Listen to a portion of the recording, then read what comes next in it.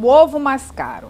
Do outro, uma denúncia da Procuradoria-Geral da República contra o ex-presidente Jair Bolsonaro por articulação de um golpe de Estado. Professor Marco Aurélio Freire, bom dia. O que todo mundo quer saber é o que acontece a partir de agora.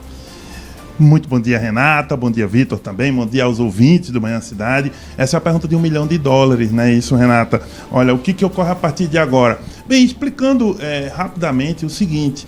Quando você tem um crime, desde uma investigação policial, nós temos algumas fases. São 3 fases e um resultado. A primeira fase é o indiciamento, que é ali ainda na investigação policial. A Polícia Federal encontrou indícios, segundo ela, no inquérito, e esses indícios levaram ao indiciamento. O que é o indiciamento? A apresentação do nome de pessoas, no caso 34, incluindo Bolsonaro, para o Ministério Público. O Ministério Público, que no caso do Bolsonaro é a Procuradoria-Geral da República, ela recebeu um inquérito, um indiciamento e ofereceu denúncia. Ou seja, entendeu que aquilo estava correto e transformou aquilo em uma denúncia. A denúncia é encaminhada ao juízo. O juízo desse caso é o próprio Supremo Tribunal Federal. O que o juízo faz? O juízo recebe ou não a denúncia? Já recebeu, né? O Supremo Tribunal Federal recebeu a denúncia, vai dar um prazo de 15 dias para os 34 advogados, né, poderem se pronunciar, e eles vão, né, encaminhar tudo isso aí, esse material, para a primeira turma do STF. Dentro do STF, que são 11 ministros, tem turmas. Tem uma turma de 5 ministros, incluindo Alexandre de Moraes, Carmen Lúcia, Flávio Dino, Cristiano Zanin e o Luiz Fux. Eles, por maioria, precisam aceitar ou não a denúncia. Aí, 5-0, 3-2 ou 4-1. Com isso, aí eles transformam os 34 em réus. É esse o procedimento. Depois de transformar em réus, aí começa o julgamento propriamente dito, com as versões, aí audiências, mais investigações, diligências, tudo um processo comum que a gente vê. Ainda há uma possibilidade também. Em tese, o STF pode devolver algumas dessas questões para a primeira instância.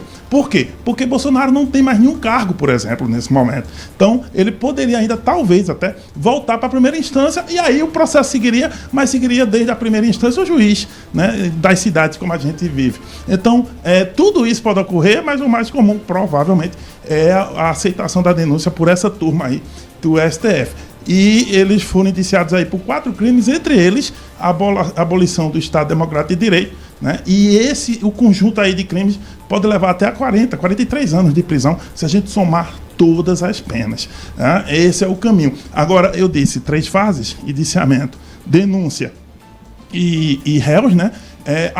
O resultado disso é absolvição ou condenação, mas aí é só se eles se tornarem réus, mas depois da observação da turma do STF. E tudo isso deve acontecer, professor, neste ano de 2025, né? Tem declarações lá dos ministros do STF de que isso tem que ser resolvido esse ano para que, segundo eles, não contamine o calendário eleitoral em 26. E como o Bolsonaro é uma figura pública proeminente, há uma preocupação com isso mesmo. Se o processo paralisar em 2026, é muito difícil ele andar por causa do calendário eleitoral, porque ficaria muito próximo do que ocorreu com o Lula na época lá, na qual o Lula também estava sendo ali investigado, preso na Lava Jato na época, e isso criou muito burburinho. Aprendida a lição, ao que parece é que ou eles agilizam o processo em 2025, ou então esse processo paralisa em 2026 na prática.